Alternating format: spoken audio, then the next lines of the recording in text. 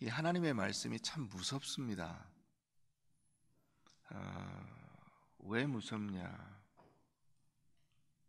이 하나님의 말씀은 예언이기도 하지만은 그게 의지이기도 한 겁니다.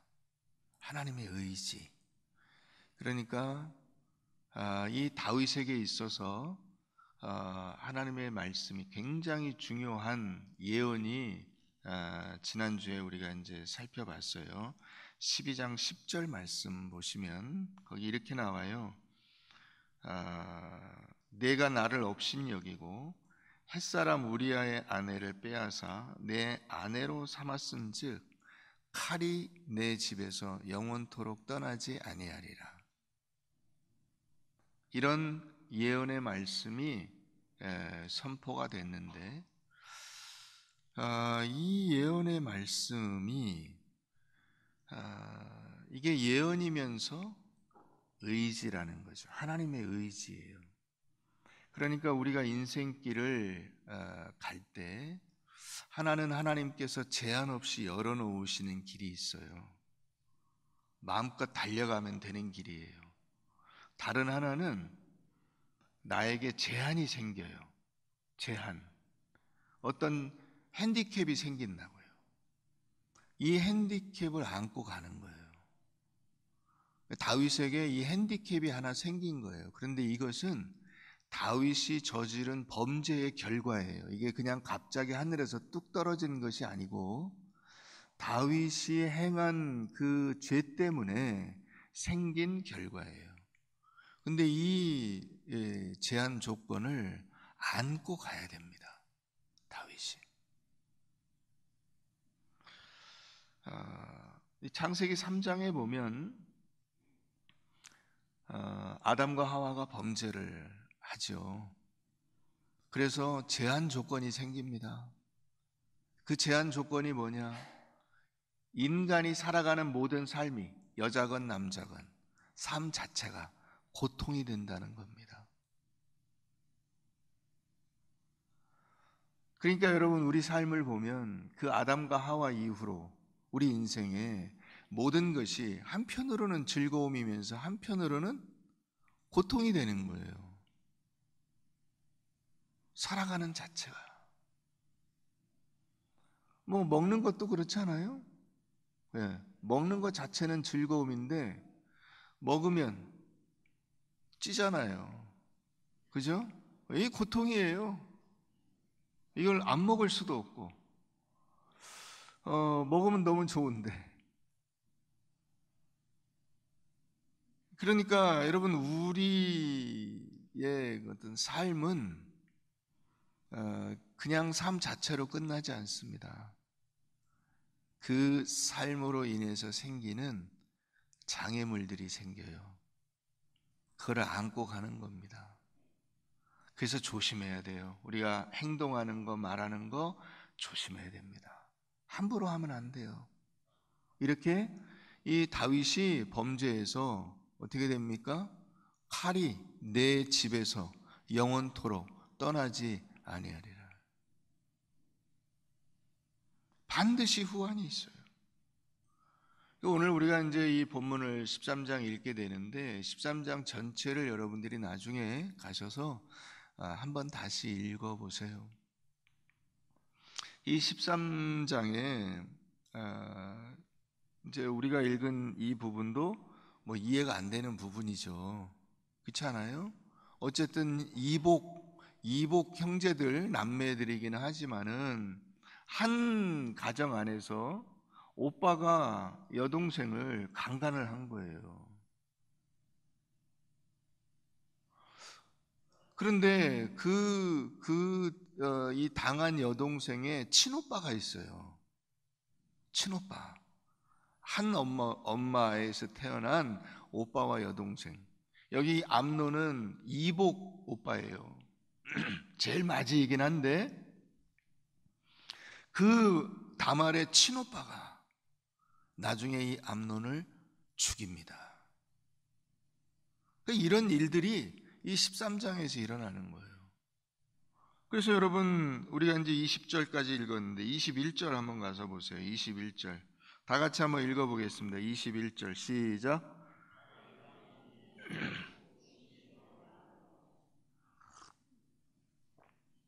다윗 왕이 어떻게 했어요? 그래서 노에서 어떻게 했을까요? 노에서 아무것도 하지 않았어요.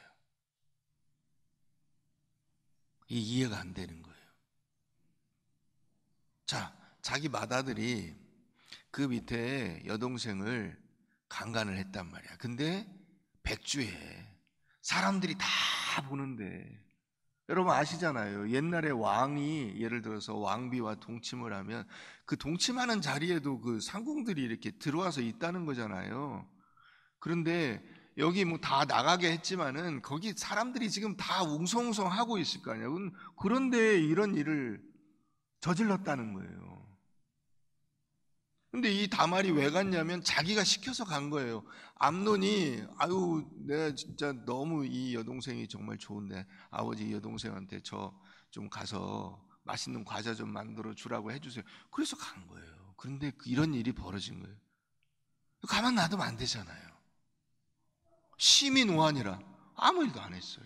아무 일도 안 하니까 그 이제 친오빠가 암논 밑에 이제 세 번째 아들인데 이 친오빠가요, 다말의 친오빠가 야 가만히 있어라. 그리고서 2년 후에 그 암논을 이 양털 깎는 날, 이게 이제 요즘으로 치면 추순날이거든요. 추순날. 옛날에 추순날 아시죠? 벼 바스하는 날. 그 벼 바스하는 날 뭐 이게 일이면서도 이게 잔치잖아요. 같이 막 이게 밥해서 먹고 서로 나누고 그런 날인데 그날 양털 깎는 날 암논을 초청을 해요. 그래서 그 자리에서 죽여버립니다. 이 일이 13장에서 일어난 거예요. 근데 여러분 이 소식을 다윗이 다 들었어요. 자, 암논의 이야기를 들었고 나중에 2년 뒤에는 압살롬이 암논을 죽인 이야기를 들은 거예요. 그럼 어떤 느낌이 들을까요? 12장 10절이 생각나는 거예요. 그 얘기를 딱 들을 때 그가 심히 노했는데 할 말이 없어요. 자기가. 왜요? 자기는 어떤 사람이에요? 자기는 그 이스라엘 율법에 의하면, 이 하나님 말씀에 의하면 레위기 20장 그 신명기 22장 죽어야 돼요. 이웃집 여자와 간음을 한 사람은 그 여자와 이 간음한 남자 둘 다 끌어내서 돌로 쳐 죽여라. 이 율법이에요. 그러니까 자기는 사형수. 뭐 사형수가 강간범한테 뭐라고 할 건 아니잖아. 그렇지 않아요? 할 말이 없는 거 자기는.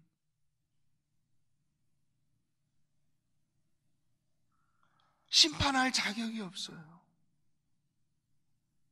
야, 이놈들아, 니들은 다르게 살아야지.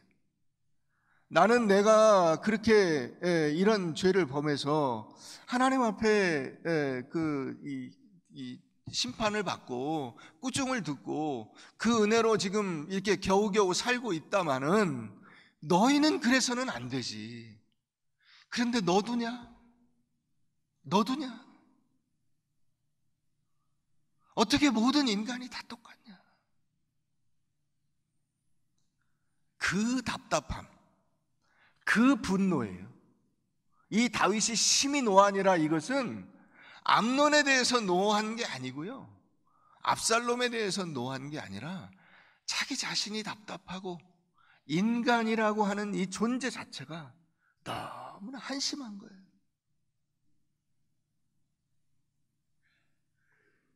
여러분, 애들을 키워보시면 그것을 우리가 느끼게 됩니다. 엄마 아버지가 걸은 그 바보 같은 길들을 아이들이 똑같이 걷는 거예요. 모습만 다를 뿐이지. 우리가 어릴 때 엄마 아버지 말 안 듣고 내 멋대로 한 그것을 아이들이 똑같이 따라오고 있어요. 신앙생활 열심히 해라, 안 해요. 공부 열심히 해라, 안 해요. 사람들을 사랑하고 사람들과 사이좋게 지내라, 그렇게 하지 않아요.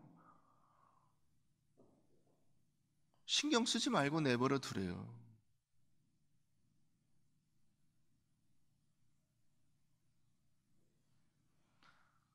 (12절에) 가보면 거의 이렇게 돼 있어요. 이 다말이 암논에게 하는 이야기예요. 내 오라버니여, 나를 욕되게 하지 말라. 이런 일은 이스라엘에서 마땅히 행하지 못할 것이니 이 어리석은 일을 행하지 말라. 어리석은 일.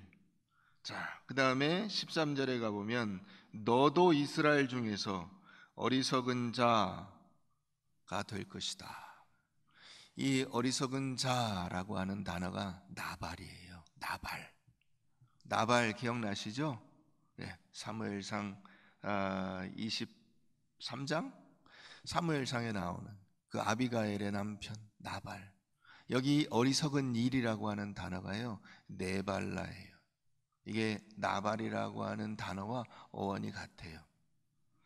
이 나발 혹은 네발라, 어리석은 자 혹은 어리석은 일이라고 하는 이 단어가 오늘 여러분들과 나눌 말씀의 중요한 핵심 개념 중에 하나예요.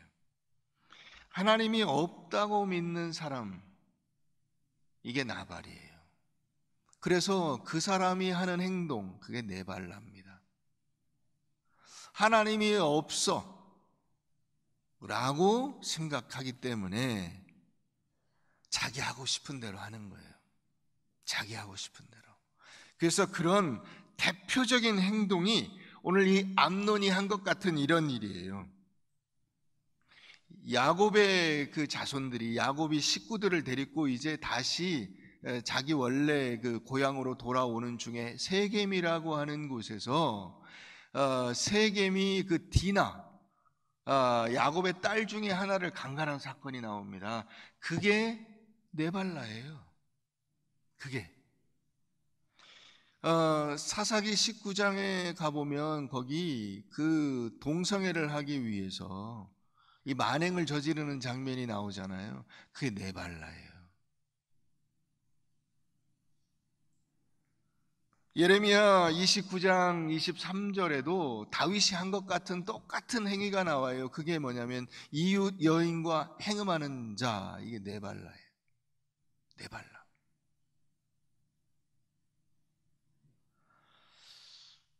결국 멸망에 이를 수밖에 없는 일이에요. 죽을 수밖에 없는 일이거든요. 근데 그걸 사람들이 그 길을 가는 거예요. 이 죽을 수밖에 없는 그 일을 하면서 죽을 수밖에 없는 길을 가는 그것을 일컬어서 네발라라고 하고, 그런 사람들을 나발이라고 하는 거예요.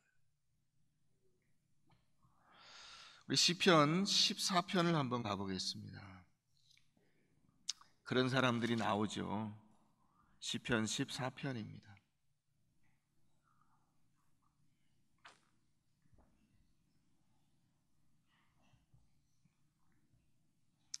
우리 5절까지 다 같이 한번 읽어보겠습니다. 시작. 어리석은 자는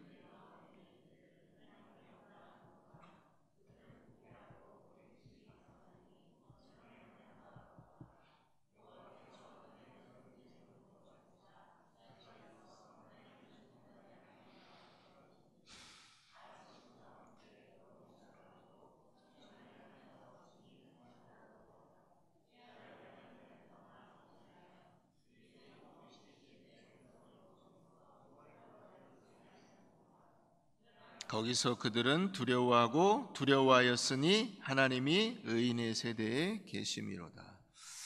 자, 이 시편 14편이 어떻게 시작하냐면 아마르나발 이렇게 시작해요. 아마르나발. 어리석은 자는 말한다. 어리석은 자가 말해요. 나발이 말해요. 그 어리석은 자가 뭐라 그래요? 하나님이 없다 이렇게 말합니다. 근데 5절에 거기 뭐라고 돼 있어요? 하나님이 계시다 이렇게 돼 있잖아요.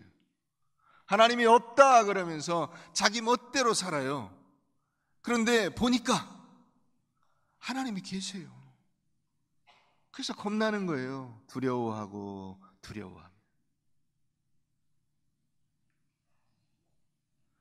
여러분, 어리석은 자는 누구냐? 어리석은 자는 못 배운 사람이 아닙니다. 가방줄이 짧은 사람이 아니에요. 어리석은 자는 그렇게 지식적인 뭘 알고 있냐 모르고 있냐 이게 아니고 하나님을 모르는 사람, 하나님을 의도적으로 부정하는 사람, 하나님의 말씀에 순종하지 않는 사람, 하나님이 그 양심에 외치는 그 소리를 듣지 않고 귀를 막고 있는 사람, 그 사람이 어리석은 사람이에요. 그래서 하나님께서 세상 가운데 혹시라도 이 하나님의 말씀을 귀담아 들으려고 애쓰고 하나님을 찾는 사람이 있나 찾아보신다는 거예요. 그래서 찾은 사람이 누구냐? 노아 시대의 노아, 소돔과 고모라 성의 롯, 이런 사람이에요. 이 다윗도 그런 길을 갈 뻔했어요. 그런데 하나님이 은혜를 베풀어 주셔서 하나님을 만나게 된 거예요. 밧세바 사건을 통해서. 여호와의 마음에 합한 사람이 된 것은 그 때문이에요. 제멋대로 살았으면 그렇게 갈 수가 없어요. 그걸로 죽고 끝나는 거예요. 어리석은 자. 그래서 여러분, 노아라고 하는 그 이름의 뜻이 뭐냐? 위로예요. 위로. 하나님께 그 한 사람이라도 있는 것이 위로가 된 거예요. 야, 그래, 세상에 수많은 인간 가운데 그래도 한 명은 있네. 한 명은 하나님을 구하고 하나님을 찾고 그래도 하나님의 말씀을 들으려고 애쓰는 존재가 한 명은 있구나. 여러분, 사람이요, 하나님을 전혀 찾지도 않고 하나님을 모르는 사람이 있어요. 두 번째는 하나님을 아는 것 같은데 실제는 삶이 전혀 변화되지 않은, 생각이 전혀 변화되지 않은 사람이 있어요. 변화되지 않은 그리스도인, 다윗의 전반부 인생이에요. 하나님을 아는 것 같지만은 자기 마음대로 사는 인생, 자기 자랑으로 사는 인생이에요. 그러나 하나님께서 만들려고 하는 사람이 어떤 사람이냐? 우리에게 하나님께서 제시하는 그 올바른 인간상이 무엇이냐? 그것은 바로 하나님을 알고 매 순간 그분을 의지하며 하나님의 말씀대로 순종하여 살아가는 인생이에요. 그게 하나님께서 우리에게 요청하는 참다운 인간의 모습이에요. 다윗은 인생의 전반부를 제 맘대로 살았어요. 그러다가 밧세바 사건을 겪으면서 하나님 앞에서 자기가 얼마나 죄악된 존재인가를 깨닫게 되고, 그래서 하나님 앞에 겸손하게 되고 엎드려 비는 기도의 사람이 되는 거예요. 여러분, 그래서 다윗의 진짜 인생은 어디서부터 시작된 거냐? 밧세바 때부터 시작이 되는 거예요. 밧세바 때부터. 그가 비로소 예수 없는 신앙생활에서 예수님을 만난 신앙생활로, 예수님을 인격적으로 영접하고, 하나님께서 나에게 이런 은혜를 베풀어 주셨구나, 내게 찾아오셨구나, 자기 스스로를 죄인으로 알고 하나님 앞에 꿇어 엎드리는, 오직 내가 붙잡을 것은 예수 그리스도의 십자가밖에 없구나 하는 것을 깨달은 인생으로 변화되게 되는 겁니다. 여러분, 우리들 대부분은 이 2번, 두 번째 인생에 있어요. 대부분 하나님을 아는 것 같지만은 여전히 나의 생각과 삶이 불신자와 비슷해요. 어떤 점에서 불신자와 비슷하냐? 그것을 자기가 예수를 알고 내가 신앙생활을 하고 내가 그래도 뭔가 신앙의 원리들을 안다고 하는 것을 자기 자랑으로 내세우는 거예요. 이게 자기 자랑거리가 되는 거예요. 내가 그래도 신앙의 원리를 아는 사람이야.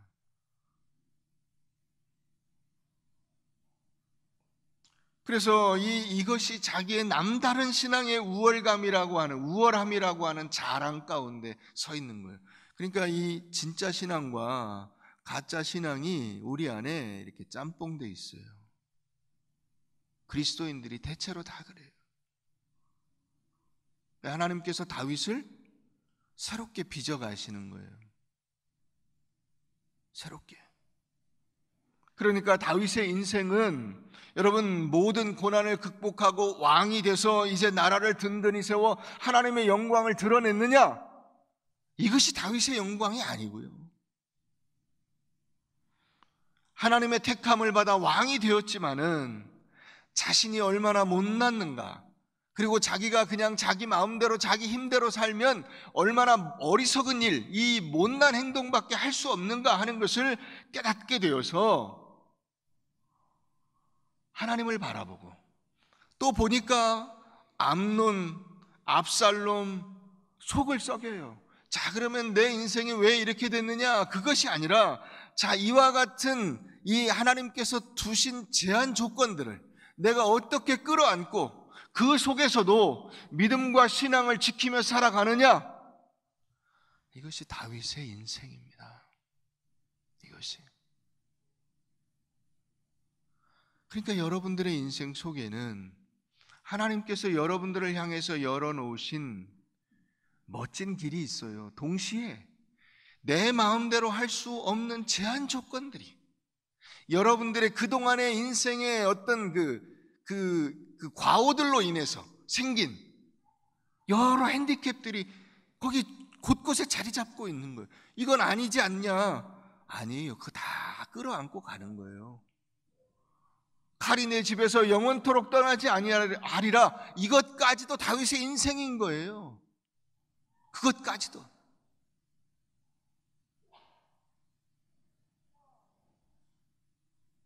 우리 고린도 후서 4장을 한번 가보겠습니다.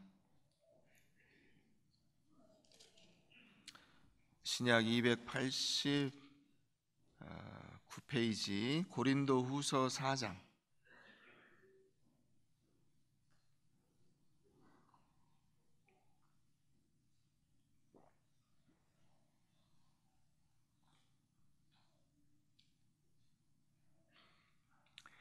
7절부터 우리 10절 말씀 함께 다 같이 읽겠습니다. 시작.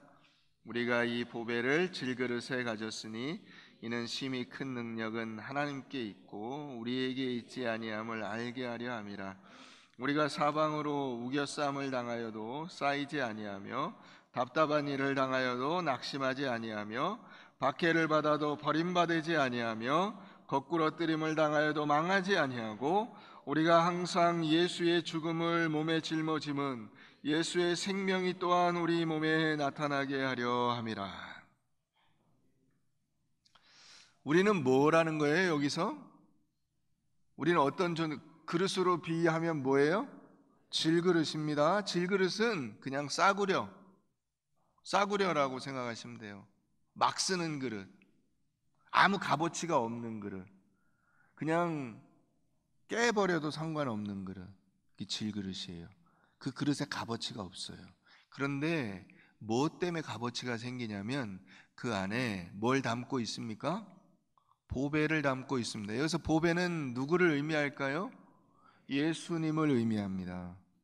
뭐 때문에 값어치가 생기냐면 예수 그리스도를 내 안에 담고 있기 때문에, 하나님을 내 안에 담고 있기 때문에 나의 가치가 생긴다는 거예요. 그래서 겉으로는 우겨쌈을 당하고 답답한 일을 당하고 박해를 받고 거꾸러뜨림을 당해요. 겉으로는.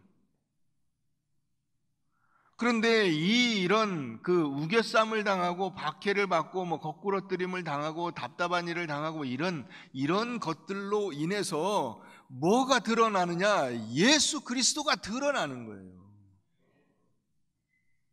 예수 그리스도가.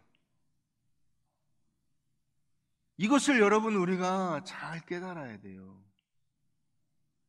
자, 그래서 바울은 이 8절 9절에 나오는 이런 일들을 더 구체적으로 설명을 하고 있는데, 자, 고린도후서 11장을 한번 가서 보세요. 11장 23절 봅시다. 자, 거기 그가 옥에 갇히고 매도 수없이 맞고 여러 번 죽을 뻔하고 40에 하나 감암매 5번 맞고 3번 태장을 맞고 1번 돌을 맞고 3번 파선하고 일주일야를 깊은 바다. 이게 뭐 혼수 상태 가운데 이게 죽은 거나 마찬가지인 거죠. 그죠? 예, 그런 상태를 당하고 강의 위험, 강도의 위험, 동족의 위험, 이방인의 위험, 시내의 위험, 광야의 위험, 바다의 위험, 거짓 형제 가운데 있는 그런 위험, 수고하고 애쓰고 자지 못하고 줄이고 목마르고 여러 번 굶고 춥고 헐벗고 이런 일을 당했다는 거예요. 여러분, 여러분들이 이런 일을 당하면 사람들이 뭐라고 할 것 같아요? 욥의 아내와 같은 이야기를 하겠죠. 네가 그러고도 예수를 믿냐 당신? 이런 예수를 뭐하러 믿습니까? 차라리 하나님을 저주하고 자살을 하는 게 낫겠다. 그런 이야기를 합니다. 아마 사람들이 여러분들에게도 그렇게 비난할지도 몰라요.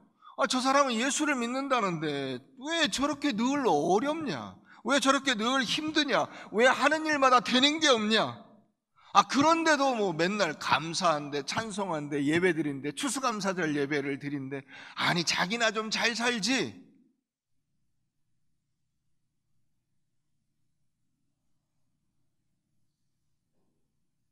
자기나 좀 잘 살지. 자기라고 하는 그 그릇 자체도 지금 막 물이 줄줄 새고 이게 막 흠집이 생기고 곧 부서질 것 같고 도대체 그릇이라고 할 수 없는 그런 형편인데 무슨 뭐 남 생각하고 그런 걸 합니까?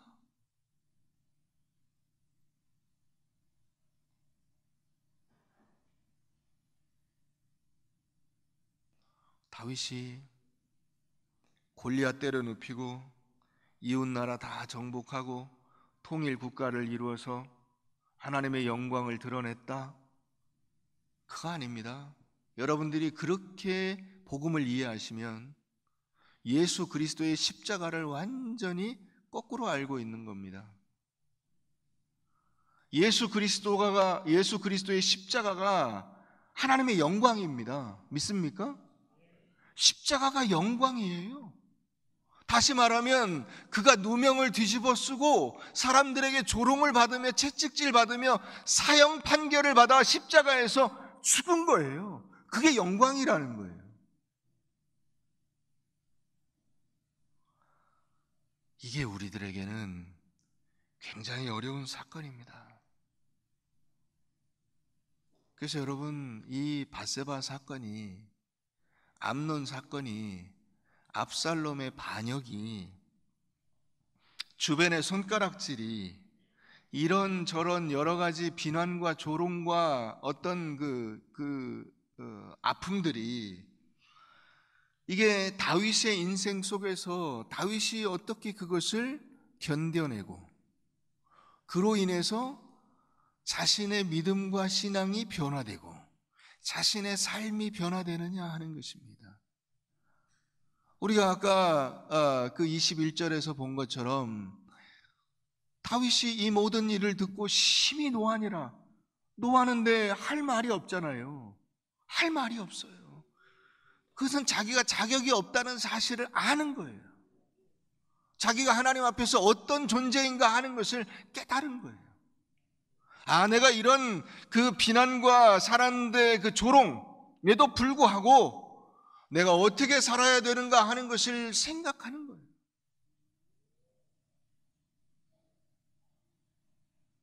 여러분, 예수를 잘 믿으면 성공적인 인생을 살게 될까요? 그렇지 않습니다. 예수 잘 믿으면 높은 자리에 올라갈까요? 그렇지 않습니다. 아니, 올라갈 수도 있고 아닐 수도 있어요. 성공할 수도 있고 아닐 수도 있어요. 그러나 그것은 예수 믿는 것과 관련이 없어요. 그것이 예수 믿는 것의 목표가 아니고 그것이 예수 믿는 그 삶의 길이 아니에요. 그것과 상관이 없다고요. 오히려 예수 믿는 것은 이 사도 바울과 같이 패배자로 살아요. 죽음에 넘겨져요. 저 사람은 저러고도 예수를 믿냐? 그런 자리에 서게 되는 것입니다. 그것이 다윗의 후반부 인생이에요. 하나님이 택하여 세운 왕이라면서 아들은 지 여동생 범하고 또 다른 이복 동생이 그놈 죽이고 집안이 이런 걸 우리가 뭐라 그럽니까?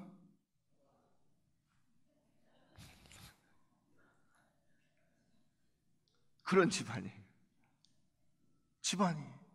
사람들이 얼마나 말이 많겠어요. 에이그 수신제가 치국평천하라더니 그 사람들은 말 안 했겠습니까?